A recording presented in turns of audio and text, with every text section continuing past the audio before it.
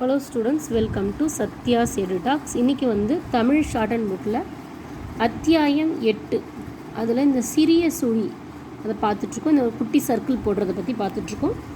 அதில் பயிற்சி 23 நம்ம லாஸ்ட் வீடியோவில் பார்த்தோம். இப்போ பார்க்க போகிறது கடைசியில் சிறிய சுழி. இப்போ வார்த்தைகளின் இறுதியில் இம் வந்தால் அதை காட்ட நேர்கோடானால் இடது வாட்டமாகவும், வளைவு கோடானால் வளைவின் உட்புறமாகவும் கடைசியில் ஒரு சிறிய சுழி சேர்க்கப்படும்.